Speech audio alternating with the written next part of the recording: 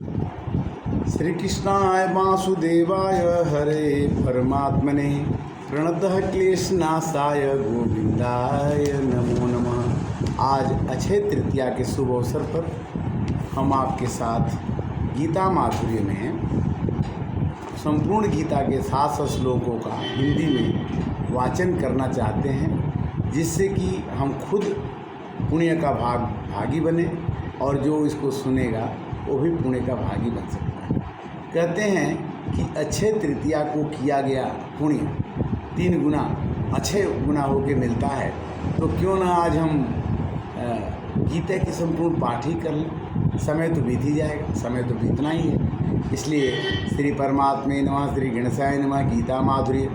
वसुदेव सुतम देवम कंस चारुण मर्दनम देवकी परमानंदम कृष्णं वंदे जगद्गुरुं। जिज्ञासपूर्ते टीका लिखिता साधकस्या संजीवन प्रवेशाय माधुर्य लिखते मया। पहला अध्याय में पांडवों का 12 वर्ष का वनवास और 1 वर्ष का अज्ञातवास समाप्त होने पर ये लिखा गया है। प्रश्न उठता है कि ये अध्याय कब लिखा गया और उस समय पांडव और कौरव में लड़ाई हुई, युद्ध हुआ। शोक को दूर करने के लिए श्री भगवान ने अर्जुन को गीता का उपदेश दिया। जब अर्जुन दोनों सेनाओं के बीच में अपने कुटुंबियों को देखा और बोले कि हम कुटुंबियों को मारेंगे, तब ममता के कारण उनको शोक हो गया। शोक होने के बाद उन्होंने शंख बजाया और शंख बजाने के बाद एक संजय थे जो धृतराष्ट्र को पूरी कहानी सुनाते थे कि आज क्या हुआ, अब क्या हो रहा है। धृतराष्ट्र को सब कुछ दिखाई पड़ता था, वो पहले भी जान जाते थे और उस घटना का वर्णन धृतराष्ट्र संजय जी करते थे और श्री कृष्ण भगवान अर्जुन को उपदेश करते थे। संजय धर्मभूमि कुरुक्षेत्र में युद्ध की इच्छा से इकट्ठे हुए मेरे और पांडु पुत्रों को उसने क्या किया। पहला प्रश्न में उन्होंने प्रश्न किया कि हे संजय, मेरे को बताओ कि धर्म क्षेत्र कुरुक्षेत्र, इस क्षेत्र में लोग खड़े हैं, कुरुक्षेत्र में क्या हो रहा है। संजय ने कहा, उस समय व्यूहरचना खड़ी पांडवों की सेना देखकर राजा दुर्योधन द्रोणाचार्य के पास गए और उनसे कहा, हे आचार्य, आप अपनी बुद्धिमान शिष्य द्रुपद धृतराष्ट्र व्यूहरचना में खड़ी हुई है पांडवों की इस भारी सेना को देखिए। उन्होंने सेनाओं का अवलोकन किया। पांडवों की सेना में किन किन को देखूं? दुर्योधन ने पूछा कि किसको देखा जाए। पांडवों की इस सेना में बड़े बड़े शूरवीर हैं, उसमें बहुत बड़े बड़े धनुष हैं। युद्धकाल अर्जुन, युधान, राजा विराट, महारथी द्रुपद, धृष्टकेतु, चिकितान, पराक्रमी काशीराज, पुरोजित, कुंती भोज, दोनों भाई तथा मनुष्यों में श्रेष्ठ सभ्य, दामन्यु बलवान, उत्तमौजा, सुभद्रा, अभिमन्यु, द्रौपदी के 5 पुत्र भी हैं, ये सब महारथी। इस तरह से हे द्वियोत्तम, हमारी सेना में जो विशेष पुरुष हैं उन सब पर ध्यान दीजिए। आप पितामह भीष्म, कर्ण, कृपाचार्य, सुदामा, विकर्ण। पांडव और कौरव के बीच में सेनाओं का परिचय हुआ और उस परिचय को धृतराष्ट्र को संजय ने सुनाया। दोनों सेनाओं का प्रधान योद्धाओं को दिखाने के बाद दुर्योधन ने क्या किया। संजय से पूछा कि दुर्योधन क्या करते हैं। दुर्योधन अपने विचार किया कि वह पक्षपाती भीष्म के द्वारा रक्षित हमारी सेना, पांडव सेना विजय करने में असमर्थ है। उन्होंने सोचा कि हमारी पांडव सेना हमको जीतने में असमर्थ है। निज पक्षपाती, अपना ही पक्ष लेने वाला भीष्म के द्वारा रक्षित पांडवों की सेना हमारी सेना विजय करने में समर्थ है। सभी लड़ाई में सब लोग चाहते हैं कि हम जीत जाएंगे। मन में ऐसा विचार करने के बाद दुर्योधन ने क्या किया, सभी सूरवीरों से कहा कि आप सब लोग अपने अपने मोर्चों पर दृढ़ता के साथ खड़े हो जाओ। अपनी रक्षा की बात सुनकर भीष्म जी ने क्या किया? पितामह भीष्म अब दुर्योधन के प्रसन्न करते हुए सिंह के समान गरज कर बड़े जोर से शंख बजाया। तो सबसे पहले भीष्म पितामह ने अपना शंख बजाया। भीष्म तो दुर्योधन प्रसन्न करने के लिए ही शंख बजाया था, पर कौरवों ने इसकी युद्ध आरंभ की घोषणा समझ लिया। इस भीष्म शंख बजाते ही कौरवों की सेना में शंख, भेरी, डोल, मृदंग आदि बजने लगे। कौरव की सेना के बाद बजने के बाद क्या हुआ? संजय से पूछा धृतराष्ट्र ने कि अब क्या हुआ? कौरव के बजाने के बाद ये भगवान श्री कृष्ण ने भगवान ने भी अपना पांचजन्य नामक का शंख बजाया, अर्जुन ने देवदत्त नाम का शंख बजाया, पौंड्र नाम के, युधिष्ठिर, अंत विजय नाम के हर एक लोगों ने अपने शंखों को बजाया। पांडवों की उस शंख ध्वनि का क्या परिणाम हुआ? पांडवों के शंखों की उस ध्वनि से आकाश पृथ्वी गुंजाते हुए अन्यायपूर्वक राज हड़पने वाले कौरव का हृदय, कौरव डर गए, इतना बड़ा जोर से गुंजा हुआ। हे महीपत, शंखों के बजने के बाद युद्ध आरंभ होने के समय संबंधियों को देखकर कपिध्वज अर्जुन ने अपने गांडीव धनुष उठा लिया और श्री कृष्ण भगवान बोले, हे अर्जुन, आप मेरे रथ को सेना के बीच में खड़ा कर दीजिए। अब अर्जुन कहते हैं कि मैं अब लड़ाई करूंगा, मेरे को सेना के बीच में ले चलिए। और यही बात धृतराष्ट्र को संजय सुनाते हैं। रथ के बीच में क्यों खड़ा करूं अर्जुन? उन्होंने बोला क्यों करूं? तो मैं इस रणभूमि में युद्ध की इच्छा रखने वाले देख लूं कि मेरे को किसके साथ लड़ाई करना है। दुर्योधन की इच्छा से इकट्ठे हुए सभी को देख लूं।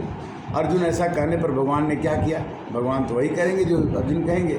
संजय बोले, हे राजन, निद्रा विजयी अर्जुन के ऐसा कहने पर अंतर्यामी भगवान श्री कृष्ण दोनों सेनाओं के बीच पितामह भीष्म द्रोणाचार्य के संपूर्ण राजाओं के सामने रथ खड़ा करके कहा, हे इस पर इकट्ठे हुए कुरुवंशियों को देखो। कुरुवंशियों का अवलोकन श्री कृष्ण भगवान ने रथ में अर्जुन को बैठा के कराया।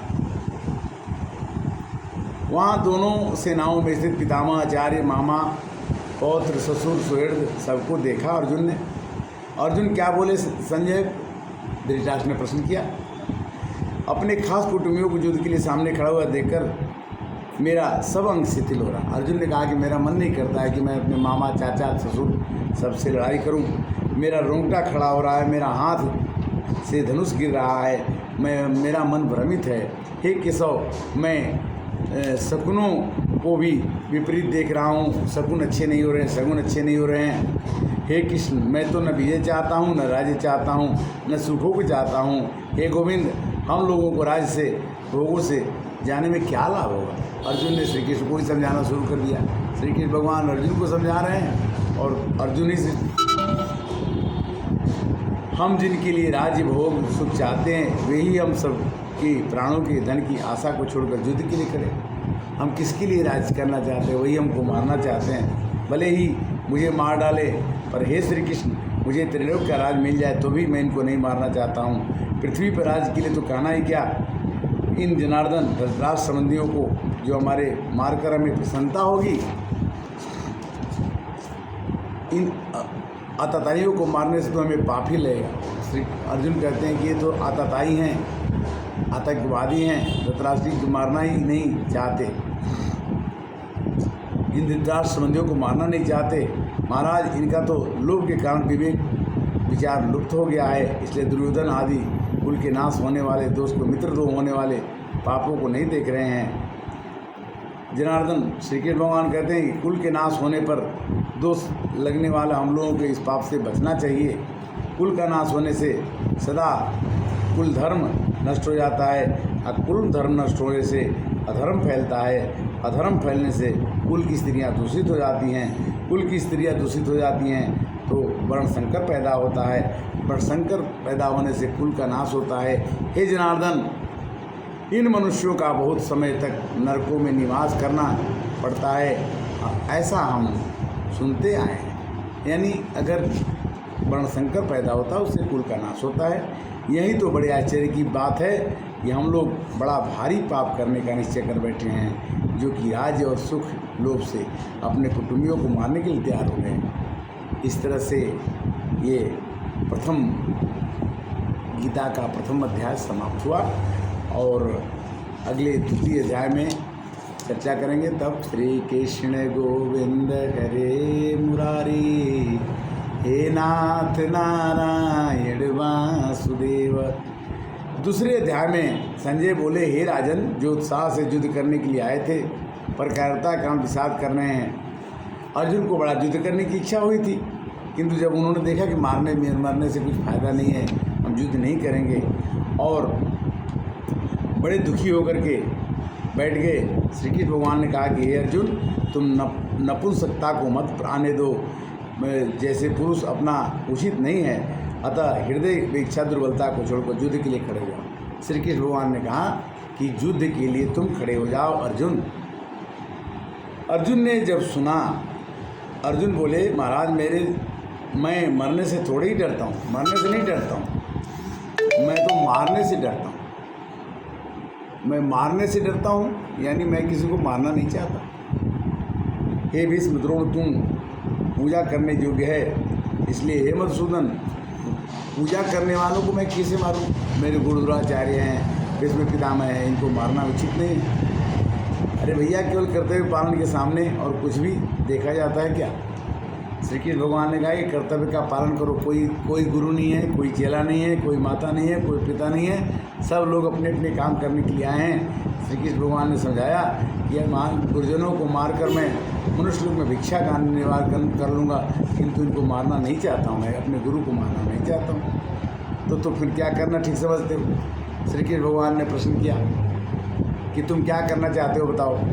युद्ध करना ठीक नहीं है, युद्ध न करना ठीक है, युद्ध में उनको जीतेंगे या हम उनको जीतेंगे, हम सब, इसमें से बड़ी बात है कि भगवान, हम जिनको मारकर जीना चाहते हैं वही धृतराष्ट्र के संबंधी हमारे सामने खड़े हैं, फिर उनको हम कैसे मारें? जब तुम निर्णय नहीं कर सकते तो फिर तुमने क्या उपाय सोचा? अर्जुन से उन्होंने पूछा कि अपनी कायरता छोड़ो, और कायरता छोड़ करके अर्जुन ने कहा, ये महाराज, कायरता से दोष से मेरा छात्र स्वभाव दब गया है। मैं क्षत्रिय हूँ, किंतु मैं डरपोक बनते जा रहा हूँ, और मेरा छात्र स्वभाव से मैं आपका शिष्य बन करके रहना चाहता हूँ। मैं आपका शिष्य हूँ और आपके शरण में हूँ, आप मुझे शिक्षा दीजिए कि मैं क्या करूँ। यहाँ पर दूसरे अध्याय में अर्जुन ने भगवान श्री कृष्ण को आदेश दे दिया, समझा दिया कि आप मेरे को बताओ कि मैं क्या करूँ। महाराज, परंतु पहले युद्ध करने के लिए कह दिया था, फिर वैसा ना कहें। युद्ध के परिणाम मुझे यहाँ का धन दान से निष्कंटक राज्य मिल जाए, देवताओं का आधिपत्य मिल जाए। कहते कि मैं लड़ाई नहीं करूँगा, और कुछ समझा दो, और कुछ ज्ञान दे दो। संजय बोले, राजन, निद्रा विजयी अर्जुन अंतर्यामी भगवान श्री कृष्ण से मैं युद्ध नहीं करूँगा, ऐसा साफ साफ कह करके उन्होंने बोला मैं युद्ध नहीं करूँगा। अर्जुन के चुप होने पर भगवान ने क्या किया? भगवान ने कहा कि सेनाओं के मध्य भाग में विषाद करते हुए अर्जुन मुस्कुराते हुए कहने लगे, तो शोक न करने लायक शोक करता है, पंडिताई किसी बड़ी बड़ी बात करता है, परंतु जो मर गए हैं उसके लिए और जो जीते हैं उनके लिए पंडित लोग शोक नहीं करते। अच्छा, जो कोई मर जाता है उसके लिए हम शोक करके भी क्या करते हैं? अगर हम कोई मर गया उसके लिए शोक कर दें कि हम इनके बिना नहीं जिएंगे, तो हम तो जीना तो पड़ेगा। तो कहते हैं कि जो मर गए हैं उनके लिए और जो जीते हैं उनके लिए किसी के लिए शोक करने की ज़रूरत नहीं है। भगवान का शोक क्यों नहीं करते हैं भगवान? अर्जुन ने फिर क्वेश्चन कर दिया भगवान से, मैं, तू और ये राज लोग पहले नहीं थे। ये तो ज़रूरी है कि जब हम पैदा नहीं हुए थे तो संसार था, और जब हम मर जाएंगे तो भी ये संसार रहेगा ही। तो जब सब रहने वाला ही है, इस बात को कैसे समझा जाए?